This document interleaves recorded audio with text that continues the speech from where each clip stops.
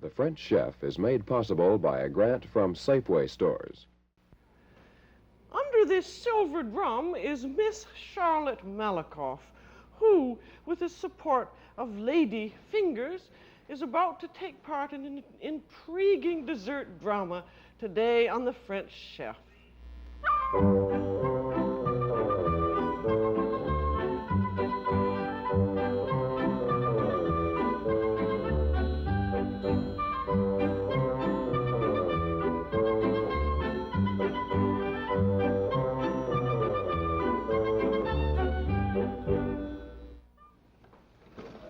Welcome to The French Chef.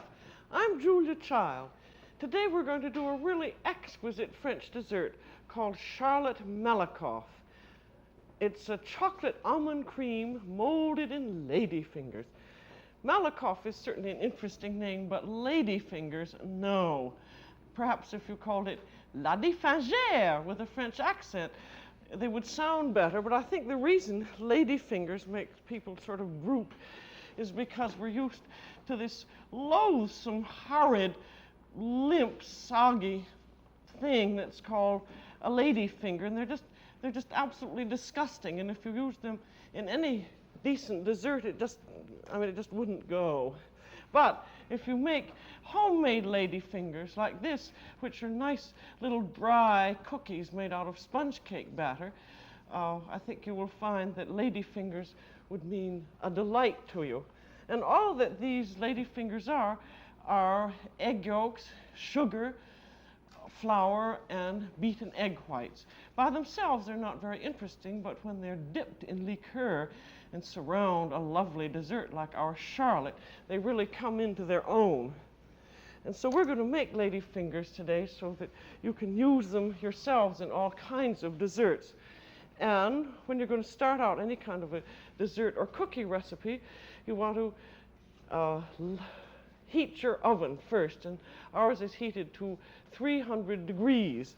And then you want to prepare your baking sheet, because these little cookies cook on a baking sheet. And the preparation is so that they won't stick when you unmold them. And you take softened butter and just rub it all over the sheet. You always use butter in these fine little cookies because you want everything to taste perfectly no matter what you're using. And then you put flour, this is some all-purpose flour, on your baking sheet, and then you just take it over to the sink, and you have to get the flour all over the sheet and then bang it to get rid of the flour, and you're then ready. Then your baking sheet is ready and you can proceed with the recipe. And this one being a sponge cake recipe, we've done this numerous times before, is going to start out with 3 egg yolks. And these are US graded large egg yolks, and they go into the bowl of our mixer. And then you gradually beat in 1/2 cup of granulated sugar. And as always, when you're beating egg yolks and sugar, you beat in the sugar gradually. I purposely have done quite a few sponge cake recipes because I think the more you see them, the more you see that they're perfectly easy to do. And they always start out the same way and finish the same way practically, except for a little difference in flavor. And then along with that, we're going to put in a 1/2 teaspoon of vanilla extract. And the egg yolks and sugar then have to beat until they're thick, and while they're beating, I shall do the egg whites.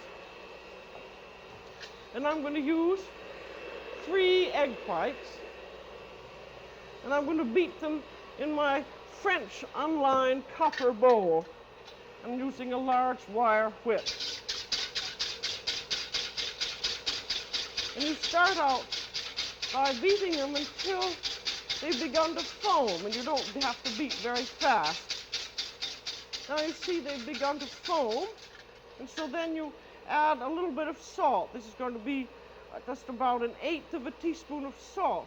And what the salt does in the unlined copper is that it forms an acid, and it's the acid that makes the egg whites melt beautifully and stay melted without breaking down into water. Now you can use this same system using a stainless steel bowl or a glass bowl, but at the same time you added your salt, you would also add a scant quarter teaspoon of cream of tartar, and that would have the same effect because it's acid.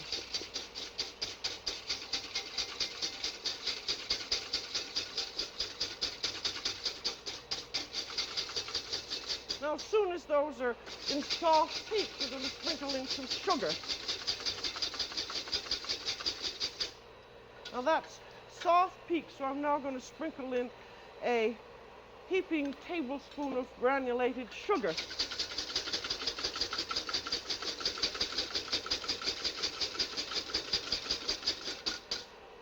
Not quite, they've got to form little peaks.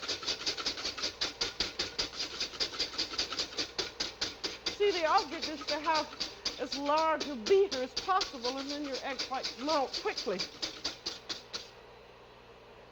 That's just about it. I'm going to do a little bit more. Now you see the egg whites are holding in the beater, and you have these little peaks. That means that they're properly beaten, so they're all ready.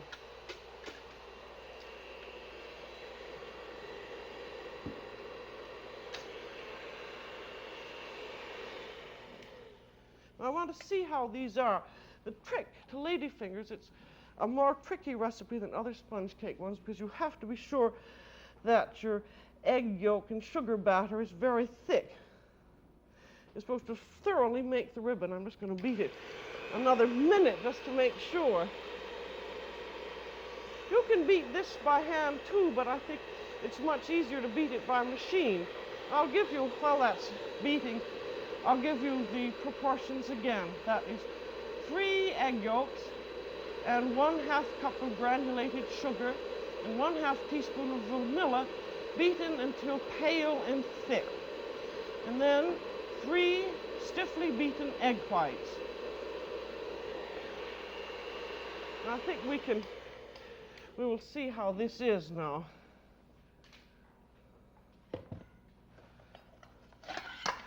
What this is supposed to do is to make the ribbon, and I want you to see what it looks like when it has made the ribbon.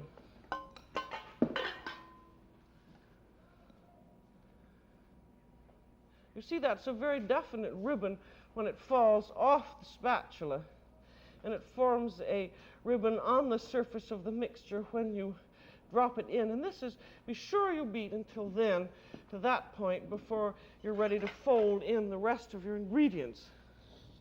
Now we have our basic mix, our egg whites and our egg yolks and sugar, and then we're going to have our flour, and we're using 2/3 cup of sifted cake flour.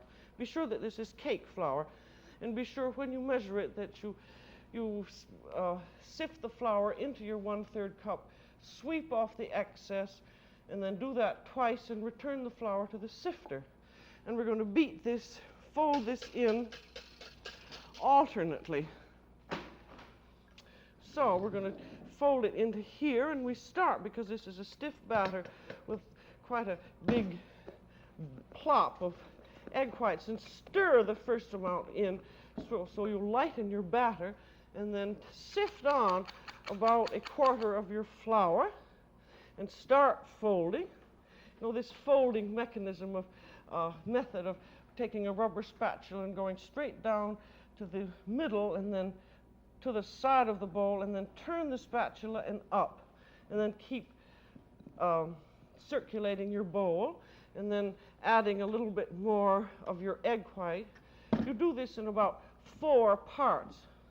And in any recipe that you're going to have a thick batter like this, be sure to, no matter what your recipe says, if you find that the batter is thick, alternate the folding of the whites and the flour, and then you'll never run into any trouble. Actually, in the first edition of our book, I had the flour folded in first and then the egg whites, and several people complained, saying that it made such a thick batter that they were unable to fold in the egg whites without deflating them. So just continue like that, folding rapidly and turning your dish. and until all of your egg whites and all of your flour have been added. There's the last of our egg whites and then the last of our flour. You see, this is a very simple system. And the reason that you look, probably most people look at people cooking is to find out the method of doing things. And once you've found out the method, you can edit any recipes you see. In other words, don't take things literally. Use your own ingenuity once you know the proper method of doing it. And now those are all folded, and we are ready to make the Ladyfingers. And we have our baking sheet, which is all prepared. And you can either form the Ladyfingers with a pastry bag or with a spoon. And that's where Ladyfingers got their name. It is not called Ladyfingers in French, though I think the name is rather nice. They are called biscuits à la cuillère, which means they're little biscuits formed with a spoon. Then you take a big spoon and a spatula and you just sort of shift it out onto the plate, onto your plaque in rather a long, thin form. I'm not very good at this because I usually do it with a pastry bag. But I can imagine if you were a pastry person and had done a lot of it, that would be a whiz. Now that's the way you'd form them with a spoon, and then if you wanted to form them in a pastry bag, this is just a canvas bag with a nozzle inserted in the end of it. And this is about a 3/8 inch nozzle, and I always find it easiest to put it in a quart measure, and then it's easy to fill. And so just put in your mixture, and you'll see why it is. It's very important that this mixture hold up nicely, so that otherwise when you formed your Ladyfingers they would flatten out. I'm just doing a token of this. This recipe really makes 24 Ladyfingers, and you use two 18 by 24 pastry sheets. Now see, you're holding your bag, and with your right hand you just push out a line.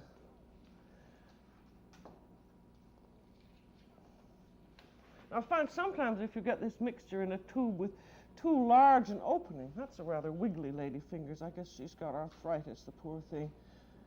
There. And now, after you have put them on the plaque, you then cover them with powdered sugar. And these depend on how you can make these just as long as you want. I've got powdered sugar in a sieve, and you want to make a fairly thick coating of almost a 1/16 of an inch. And I've made these about 4 inches long because I'm going to mold them in a dish that is 4 inches high. And then after you've covered them with powdered sugar, you see these are they're going to swell a little bit, and they're about 1.5 inches apart. After you've covered them, you can just turn them over like that. If you want to get rid of some of the excess sugar and they don't fall off, that's rather fun, isn't it? Now these are ready to go into the oven. And these will go into a 300-degree oven. And remember, you would have 2 pastry plaques, and you'd put one on the top rack and one just below it, somewhat centered apart, so you can get air circulation. And these will cook for 20 minutes, and they're done when they're very, very lightly brown, and the powdered sugar on top still remains a white color. And then as soon as they're done, you take them off with a spatula onto a cake rack. And you can make these way ahead of time. I have some here that I made about 3 weeks ago, and I froze them. And they're just perfectly delicious. You hardly even need to defrost them. You be sure that they're cooled off, and they just take a moment or two to cool off. And then you just put them in an airtight package and freeze them, and they're ready to use. And now, before we line our mold with Ladyfingers, we're going to dip them in a solution of water and orange liqueur, or you could use simply orange juice. If you're going to use orange liqueur, be sure that you taste it, and be sure that you taste it and get a good brand. Otherwise, just use orange juice. You put that in a pie plate, and then just quickly turn the ladyfingers in this. You do this very quickly. I have found some very good ladyfingers at an Italian bakery, which are nice. They're not quite as crisp as the homemade ones, but they're extremely good. These are Italian ladyfingers, and I think they were done with the spoon. You can see the shape. So I thought you'd like to see both types. And now when you have your, heavens, this should have been on a tray so it wouldn't dribble. And then when you have your ladyfingers dipped, I've got some extra ones too, we have our dessert mold, and this can be any kind of a high-sided cylindrical dessert mold that you would like. You can even use a flower pot lined with wax paper because you want to have drama in your dessert. And this is a dry mold, unbuttered, and here's a round of wax paper that goes into the bottom of it. And then you take your ladyfingers and the curved end you put around the outside of the mold. You can see if you didn't have ladyfingers that were long enough, your dessert wouldn't be so dramatic. You want them to come all the way up to the top. Now I've got some more dipped ladyfingers here. You want about, for this dessert, you want about 24 ladyfingers because you're going to use some in the middle. That's falling down a little bit. And then push them very close together and reserve the rest of your ladyfingers for later. And then we're now ready to fill the mold. And this mold, once you have your mold lined with ladyfingers, you can use all kinds of desserts with it, like a Bavarian cream or a custard, and it can be either hot or cold. I'm going to do a very quickly assembled dessert here. This is the Malakoff mixture. And it's very easy to do, and it's cold, and there's no cooking. And with it, you start out with 2 sticks of unsalted butter. This is a dessert for people who don't have to lose any weight whatsoever. 2 sticks of unsalted butter, which are going to be creamed with 1 cup of instant superfine sugar. So that just goes, heavens, that's going a little too fast. Put that all in once, going slowly. And then after that is creamed nicely, and you should probably take several minutes. You want to get the sugar melted as much as possible, and then look creamy and fluffy. Then put in 1/4 cup of orange liqueur. And then this is also going to have a chocolate flavor, so we want 1 cup of melted chocolate. And this must be very carefully and beautifully melted so it is perfectly smooth. And I use 1 cup of chocolate bits melted with 2 tablespoons of strong coffee. And then we're going to have 1 1/3 cup of pulverized almonds. Those are just blanched almonds powdered in I do them in the electric blender. You ought to be able to buy them because they do put them up. And if you ask your grocery store to get powdered or pulverized almonds, they can. And then you want just a few drops of almond extract to bring out the almond flavor. I put in about 1/4 cup. And that's all there is to it, except for the cream that's going to go into it. Now you see, this dessert, if you're going to make a cold molded dessert, you would either have to make the Bavarian cream type, which had gelatin, which was holding it in, or you would use this other system, which uses butter. Because the butter, of course, when you put it into the refrigerator, it congeals and holds together. And we're also going to have whipped cream with this, and the butter holds the whole mold together, so that when you take it out, it will hold. Did I say 1/2 cup of almond extract? I often say that. This is 1/4 teaspoon of almond extract. My, what a dessert that would make. Now we have our whipped cream. And this is what the French call crème chantilly, or lightly whipped cream. And you can whip it ahead and then just give it another little bit of a whipping up before you fold it in. Or if you do whip it ahead, you can put the cream in a sieve lined with wet cheesecloth, and then all the all this sort of milky part drips down. Now, I want you to see how this cream looks. This is called crème chantilly, and it's not stiff cream, it's just very, very lightly done. It sort of, see, it just makes little traces and a little soft lump. And it's beautiful when it's done that way. So now we are ready to fold the cream into our chocolate mixture. You see how quickly this is done. I guess you have to pay in calories if you want a really elegant, quick dessert like this. Now I can move some of these things over so we can get to our folding. And then be sure that you have let this cool off, and then you just put all the cream in. If you've never tried this lightly whipped cream, you'll just find it a revelation. It's so delicious and sort of delicate and soft. And then you just rapidly fold this in. This is using the same method. We want to keep our cream light and full. If it's properly whipped, it should double in volume. And the mold we're using here is an 8-cup mold.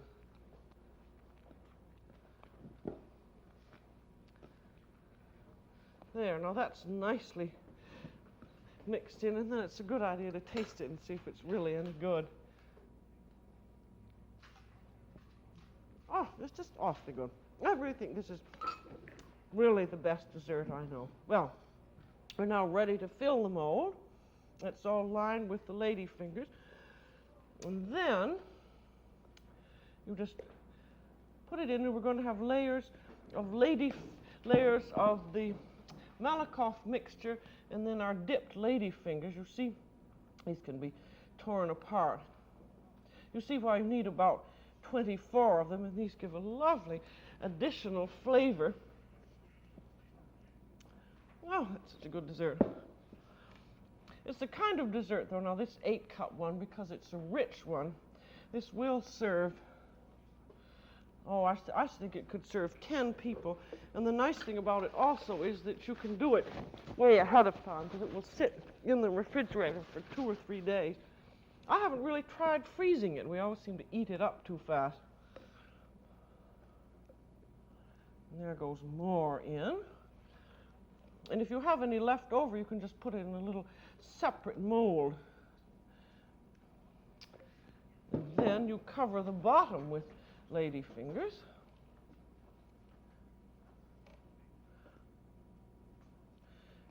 And then you see we have some Ladyfingers sticking out at the top, so take a little sharp knife and cut off that edge of it, and the edges you've cut off you can still put in the bottom, because that's never going to show.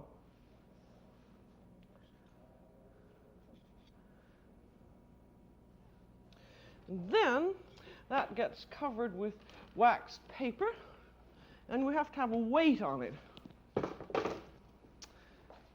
And let's see where my waxed paper is. There.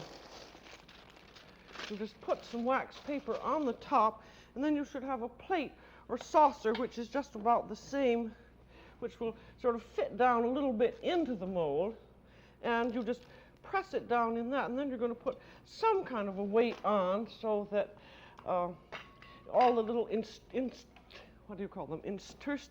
are filled up as it's chilling. So see how very quickly that is to do. And then it has to be chilled in the refrigerator for a good 6 hours, because it has to unmold properly. So this now goes into the refrigerator. And as a weight, if you don't have any formal weight, you can just put a cup on the top. And then it goes into the refrigerator. And I think it's safest to do it the day before you're going to serve it, or even longer ahead than that, so that it gets absolutely well set. So here's the one that I did last night. And you see it still comes out the same way with its weight on it. And the plate. And there's the paper. And this one I didn't trim off the bottom of the Ladyfingers very well, so I can trim them off now. You can do whatever you like. Just cut them off at the edge, and then all these nice little bits can be saved for the cook, who should have something nice after all this work, I think. There, now I shouldn't have gotten those on my serving dish.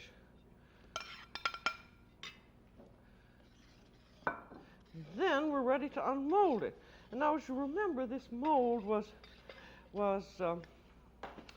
not buttered or anything. It's a perfectly unbuttered mold, and the buttered paper was not molded either, and so it should unmold very easily. So you take a thin knife and you cut all around the edge, being very careful, because part of your Malakoff mix will have come through the edges of the Ladyfingers. See, I'm doing this sort of an up and down, slightly sawing motion, that little bit. I'll eat it. Oh, it's so good. Now, just cut all the way around.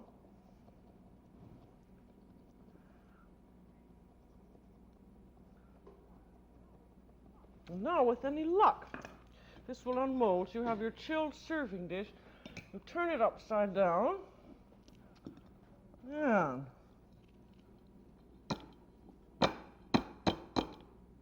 And maybe that I'll just go around this again. You see, never get upset. I think I went up and down too much. You know, also, you can poke it a little bit back and forth, just to be, now see, that's moving, so that's certainly going to unmold.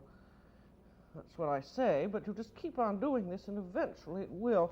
You don't want to, because this is such a delicate mixture, you don't want to put it in hot water, except as an absolutely last resort. There she comes. There it is. And with this, you don't have to serve anything on it, but you can put on a little grated chocolate if you'd like to, which I think is rather nice.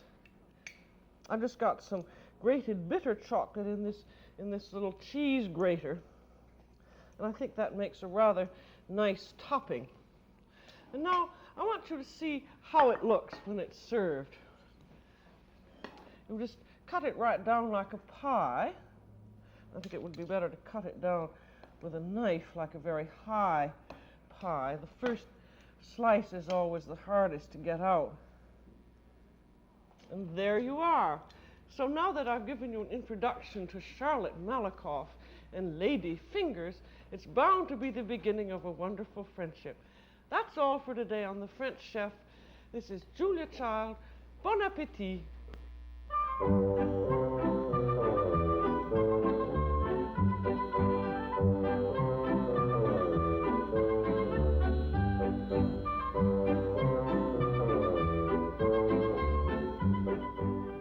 Julia Child is co-author of the book Mastering the Art of French Cooking.